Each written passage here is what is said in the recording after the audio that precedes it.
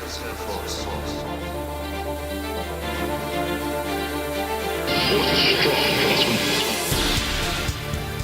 Kindred Homecomings, Indie Comic Review of Volume 1. Order Volume 1 at snugcomics.com and Kindred Homecomings Art and Story by TYB at Snugwork. Some monsters are family. Now, I've been such a DC and Marvel snob for so long that I rarely pick up an indie comic. That is an odd contradiction. I am, after all, an indie author.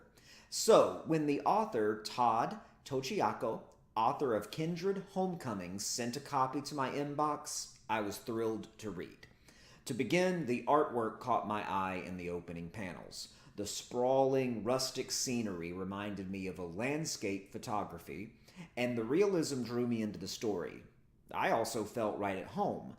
I'm a native Alabamian, and I live along the Tennessee River. Now, the waves in the first panel crashing against the rocky shoals were a familiar sight. My eyes were drawn to the intricacy weaved into the sedimentary landscape from the beginning. The rickety old rafters and ladder on the second page looked just like an abandoned train bridge that I visited many times in my hometown. But I was drawn into the storyline by the dialogue in the first few panels. Now, I immediately felt an ominous feeling as Sheriff Claire answered a phone call. We learned the town's newest resident, Jane Borkadart, had already found some trouble in her recently acquired property on Rocky Bluff Drive. Tochiaka does a great job of using words and images to immediately bring me into the story. Now, this is a difficult balance in a medium that is based in both text and images like comic books. But I also felt a foreboding sense in the first panels when Jane called the sheriff. Jane's dialogue aided in this as well.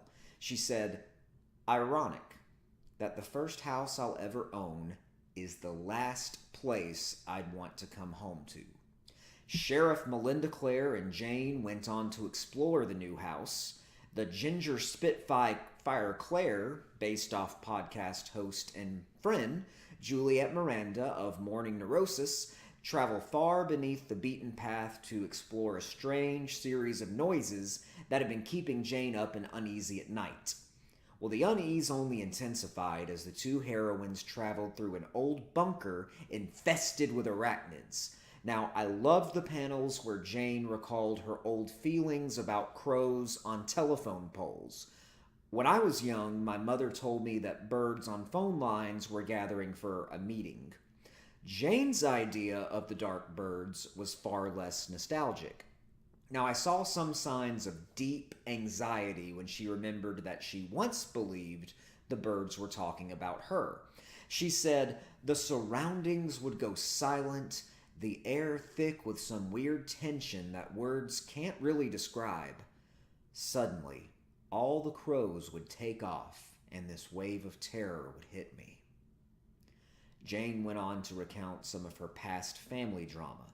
She recalled her parents' vague arguments over something to do with her dad's stepbrother. Now, I am sure that will play a role as the story progresses, but right then I was more interested in what they would find in this dank underground tunnel. The surprise did not disappoint. Now, I'm not going to spoil their Lovecraft-like discovery in the bunker. I will say it took me completely off guard, just like our heroines. They were both much braver than I would have been in that situation. For me, there would have been a dust cloud where I had been standing and a J-sized hole in the wall.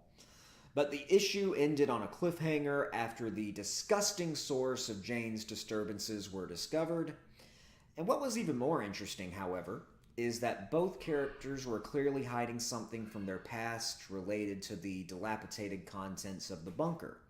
Sheriff Claire even risked her life and stayed behind to search through some old files labeled Wurtenbaum. What the hell is a Wurtenbaum? What is this overgrown sea monkey inside the contents of a glass vat? And where can I find Jaded David on iTunes? Well, I look forward to finding out the answers, but I'll expect I find more questions in the next issues. I'll look forward to reviewing parts 2 and 3. Thanks, Todd, Juliet, Snug Comics, and sorry if I mispronounced any names. Big disturbance in force. Force strong, Crossman.